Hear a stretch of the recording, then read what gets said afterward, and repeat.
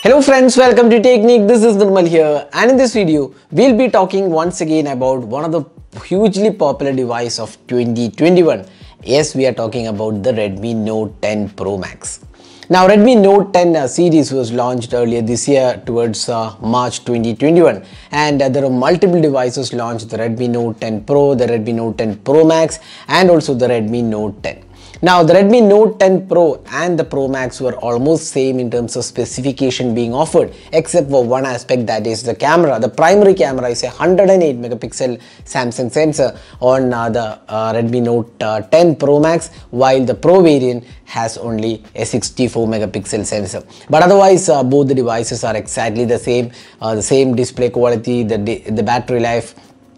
Then you get the same processor, the same experience, except for the camera. Everything else remains the same. So we're going to talk about this device after almost like 7 to 8 months, how it has fared. So this is probably our long-term review of the Redmi Note 10 Pro and the Pro Max, because both are exactly the same. We are combining both of them together, just that the camera is different. So we have done a camera comparison of these two devices, how it differs, that we have done already. You can check out our channel to get that video. Now we'll talk about how it has fared in the last 6 to 7 months of usage, the wear and tear, how the performance has there is a degrade in terms of performance over the software updates. So we'll talk about all of this in this video. So before getting started, if this is your first time on this channel, do hit that red subscribe button and also hit the bell icon to get notified of all the videos we publish. So let's begin. So first let's have a look at the design and build quality. Now one thing what stands out with the Redmi Note 10 Pro and Pro Max is how the design has been done.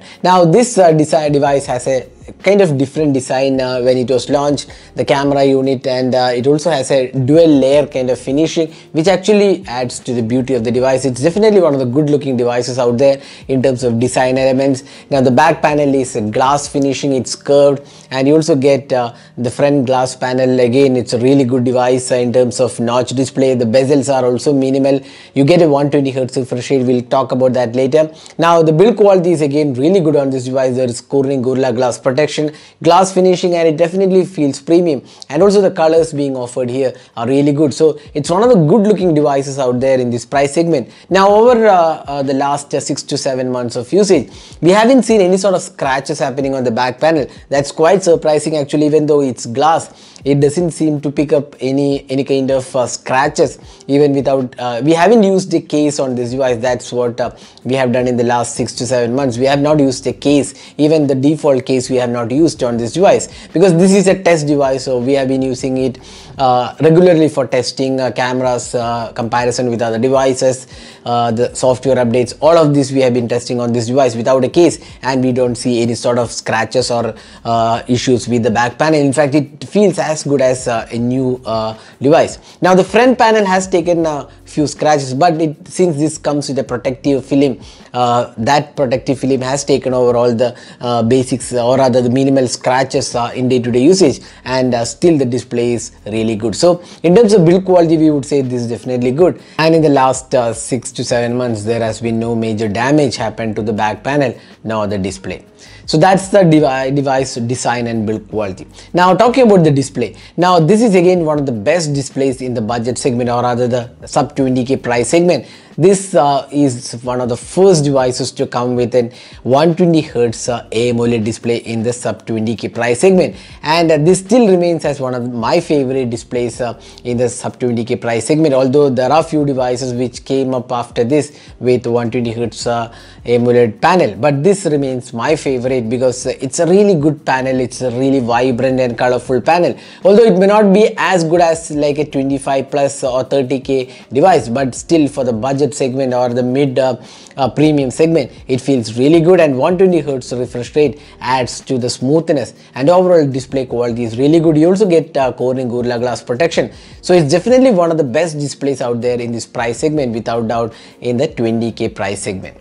Now moving on to the software. Now this device came up with MIUI 12 when it was released. Now back then when we reviewed, we did mention that although the software experience is pretty good on this device, there were a few bugs reported, especially by our viewers who had reported a lot of bugs in the initial build, but Xiaomi had fixed most of them. Now it runs on the MIUI 12.5. Now MIUI 12.5 has some additional features. It is one of the newest UIs from Xiaomi, or rather in terms of the MIUI experience, and there are lots of changes. A couple of them are related to the performance, and optimizations have been done better. Now there is a lot more flexibility in terms of which all apps you can uninstall from the device. In fact, you can uninstall almost all of the apps except for the core apps. You can uninstall all of them. So this device has now the MIUI 12.5 update. So things have drastically improved, and the MIUI 12.5 feels pretty good altogether. Now next, let's move on to the performance. So this device runs on the Qualcomm's Snapdragon 732G octa-core processor. Now a couple of things about this processor. It may not be the most powerful processor out there in this price segment. Secondly, it is a 4G chip. It's not a 5G enabled chip, so that's a couple of downsides on this device. It has only 4G support, 4G LTE and VoLTE support is there, carrier aggregation is there, but there is no 5G support. And the Qualcomm Snapdragon 732G is a decent chipset for the price segment, although it may not be a gamer's device. It can play some decent games with moderate graphic. You may not get higher graphic options, but you can play some moderate games on this device. Now again, performance all round has been pretty good. Even with updates, I think we have got a lot of updates. Now we have the latest version of update is the MIUI 12.5. Even with that update, there has been no slowing down on this device. We don't see any sort of slowing down happening. It is still very good in terms of performance. Day-to-day performance is really good, and overall our experience with this device has been pretty good.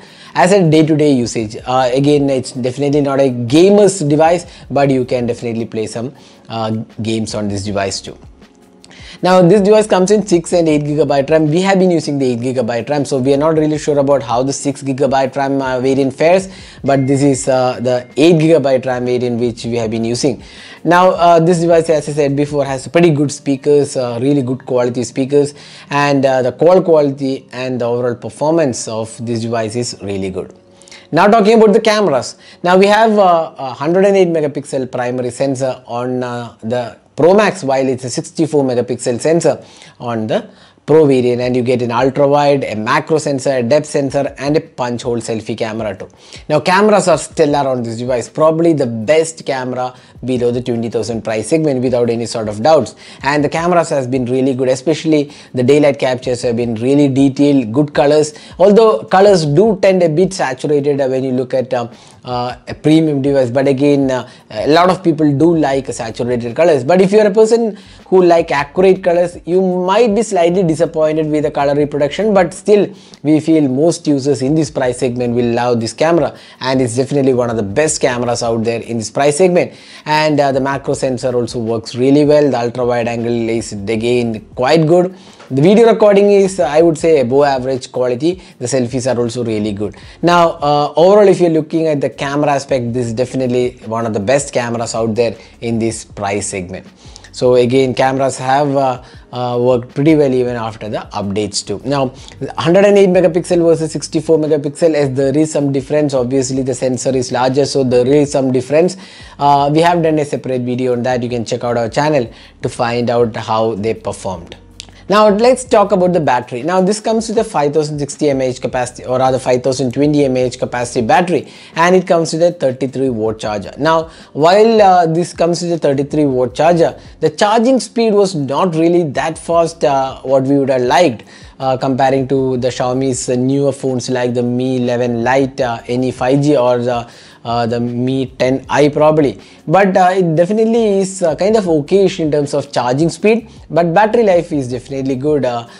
It has to power a 120 Hz refresh rate, still it's definitely good. It may not be stellar or epic performance in terms of battery because you have an AMOLED plus 120 Hz refresh rate to power, but still battery life is very good on this device. Now finally the pricing. Now although the device was launched at a low pricing, now the pricing has been increased. Now the Redmi Note 10 Pro pricing retails around I think 17,999. Although it was launched a slightly lower pricing, the pricing has increased on account of the COVID scenario. So a lot of things have changed. The pricing has changed. Now it's slightly more expensive, almost 1,000 rupees it has increased. And the Pro Max I think retails for around 19,999. That's almost 20,000 rupees. But still, if you look at the pricing, even with the increased pricing, this is definitely one of the best overall smartphones you can pick right now. Even now, I personally don't think any other phone has beaten in this in terms of overall value for money aspect. That's where actually Xiaomi makes really good value for money smartphones, and without doubt we would still say, even towards the end of 2021, this is definitely the best value for money smartphone in the sub 20k price segment, or the king of budget smartphones below the 20,000 price segment even in India right now. Even now, if you're looking for a good all-round package below the 20,000 price segment in India, you can still pick the Redmi Note 10 Pro or the Pro Max, but you have to live with the fact that there is no 5G on this device and the processor does not support 5G. So that's one of the limitations of the Redmi Note 10 Pro and the Pro Max. So that was our long-term review of the Redmi Note 10 Pro Max and the Pro. Hope you enjoyed watching this video. Do hit that like button and also hit the subscribe button for more videos. Thanks for watching. Hope to see you in our next video. Have a great day.